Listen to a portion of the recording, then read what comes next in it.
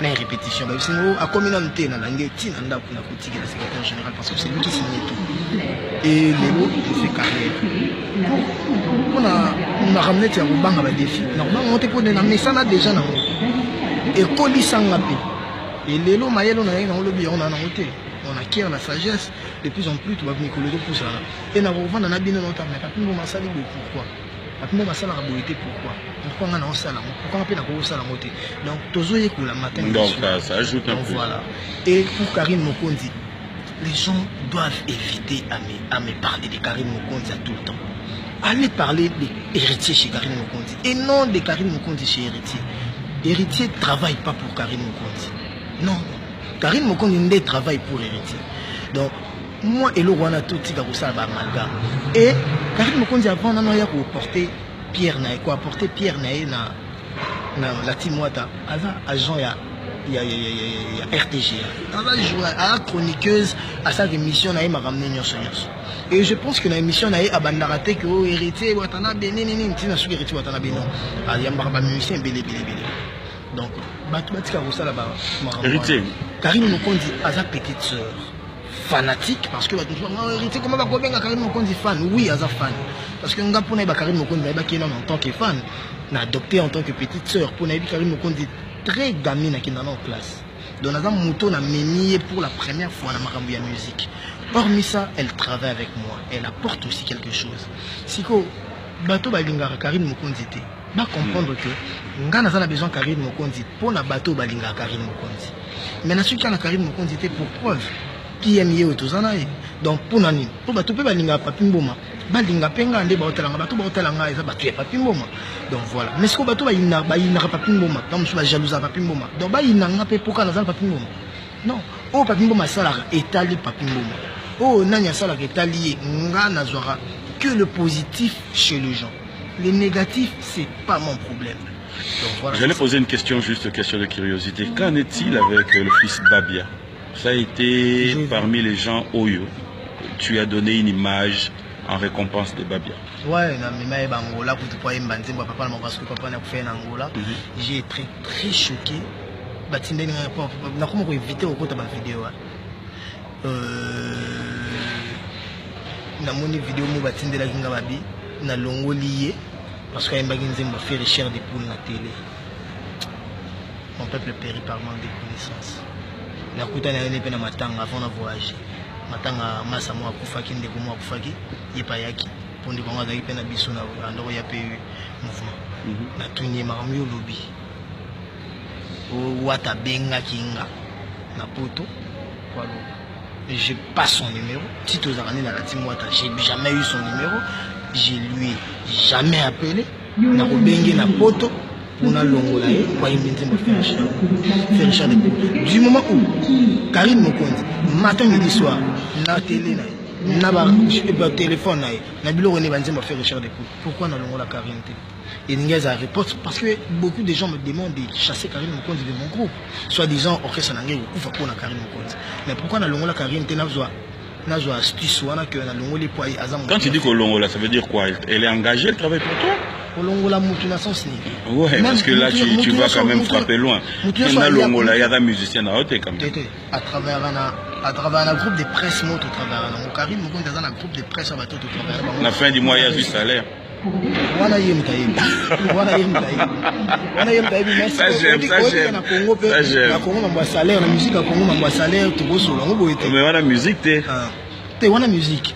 Mais au lobby qu'on travaille dans le groupe de presse. Bon, groupe à presse il y a musique c'est autre chose. Il y a team one. Mais ça musicien. Donc la musique kaka. Oye moye mbate soko yeka mamnanga musique. Donc voilà, vous comprenez que Karim Mokondi chante les chansons de Frère Richard Despoux après na route banzi on sous. Donc, on peut confirmer qu'il est là. On peut confirmer et l'autre côté. Oh, mais tu veux dire la chose de son contraire. Parce que c'est tellement très minime. Non. Ne fût-ce que pour le respect à Babia. Ne fût-ce que pour le respect à Babia. Le fils Babia, c'est pas Babia. Non, mais c'est son fils. Je fais pas la musique pour Babia. Tu fais ça pour Babia, mais à la fois tu dis que tu ne peux pas les chasser, mais à la fois tu t'es contredit pour dire oui. Compliqué. Il y a une compliqué. comprends que je fais pas la musique pour Babia, je fais pas la musique par complaisance. Moi nana koyemba nanga te kaka poza fils Babia. Moi nana koyemba nanga par rapport à son travail. Ko zoyer nazwa ki epona papa na bango, mais ko travailler et ko senga pe moi na travailler. Et moi il faut travailler. Asa jeune. Oui bi ngai nzembo nanga ya succès ba oui ça qui succès rage à danger za BM.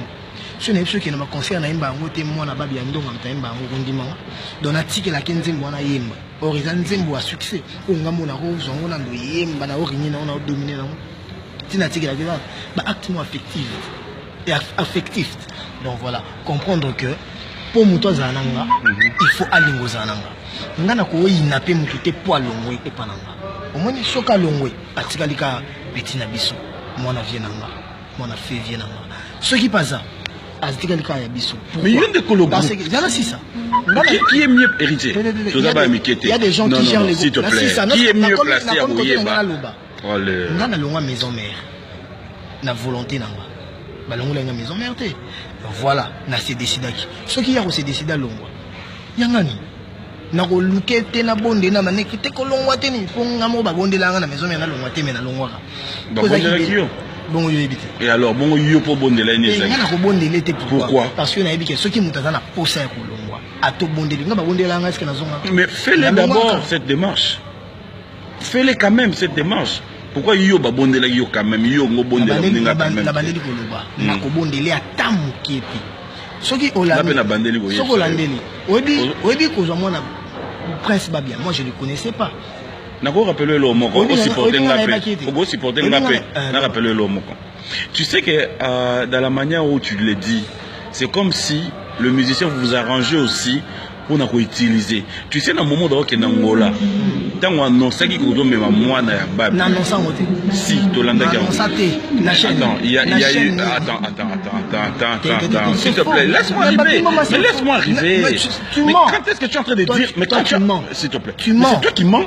Tu te contredis. Non, c'est sa maman qui va sur les net. C'est sa maman qui m'a demandé. Il y a combien de moments à l'époque qu'il nous a boxe. Et tu as dit oui. Voilà. Et après, dans ta répétition, tu l'as dit. Ngai papi n'a rien à répétition. Voilà. Je raconte pas de bêtises. Sa maman a demandé.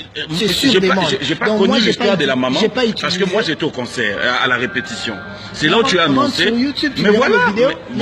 Ça c'est ta maman, mais moi je parle du fait que je comprends. J'étais avec toi à la répétition. Tu comprendras que je n'ai pas utilisé. Est-ce que maintenant il y a un Olympia en Aïkineta? Dans les États-Unis, il y a un État. Si on a pas ça pour utiliser, imaginez. Il y a un État pour l'Olympia. Donc voilà. J'espère qu'on doit avancer. On doit. Aïe. Mais bon, ne vous en faites pas. Ne vous en faites pas. La suite, c'est les dimanches dans le plateau à Biwan Midi. J'avais mes lunettes là. Oh, merci. Nous, on va embarquer maintenant. Dans la guichet, c'est Léon Assoir. Le seul de l'homme qui est place de mission de Fanda. Et là, on a le bizarre clair. Moi, Naza, moi, ce que tu as les sujets, les débats à moi, tant le gars qui boy, maman le gars qui boy, nanya finga qui boy. Musique en haut, c'est toi qui n'ont qu'à bon. Grande perdante. Les gens ont la battu, bah, le balanga maounia. Le ngola Karine a jamais eu un problème. Non, en tout cas, tu es la seule, tu es le seul à décider. Moi, j'ai toujours dit, hein. Moi, dit Opé Karine Salaga, qu'on le veuille ou pas. Elle reste elle. Yonde ko l'entreprise. C'est bateau balinga longolé wana. Na kolong na bande ko ba. Longona na Karine Mokonzi. Te. Bangonde basenga Karine Mokonzi alongwa. Ngana olongola mutu te. Ah. Donc elle aime bien que ngana força Karine Mokonzi à côté orchestre la matin. Na kolongole pété. Jour à mona que o ya sali pona ngai koki. Alongwe na. Yé moko na malembe. Donc voilà. Ndenge mo mwana vie na nga babia. Au bandé de choqué hein. Si, choqué nga makasi. Ah bon? Parce que vérité qui ndaka ndambu. Même mensonge car ndem ba propos. Alors, est-ce qu'on peut dire au revoir et souhaiter tout kutana ba tout dimanche na Biwan Musique? Tu peux le confirmer? Puis moi bi nga makambo ndenge ke bona mo la fona zonga ndena zakaka. Est-ce que vous confirmez aux Aguinden? Grand nogot, bon ndena grand nogot. Bele ba bakana ba ebi surtout kutana banzela ba kimba ba devi banzela. Donc voilà la pour Galimak ma toto cause nostra. Dimanche, nous avons Biwan Musique, nous avons Dax, Menayami. Toujours. Voilà. Voilà, un grand merci. Donc on se retrouve ce soir à Kinshasa. Ce moment, nous sommes à boulevard Boka-Moité. Ce moment, nous sommes à boulevard Boka-Moité. Moi, dès que je descends de l'aéroport, donc tant que tu as directeur répétition. Belo Louvadio, Akuna Matata. Tu peux pas comprendre, tu peux comprendre que donc voilà. Et mingi na lobaka ba réalité, la vérité, mais comme les arangam na lobango.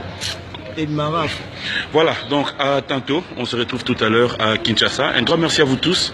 Clondé spécial na Bandeko Nyonso. Merci à Marius Murunga. Marius n'a qu'à embarquer. Bye. À tout à l'heure.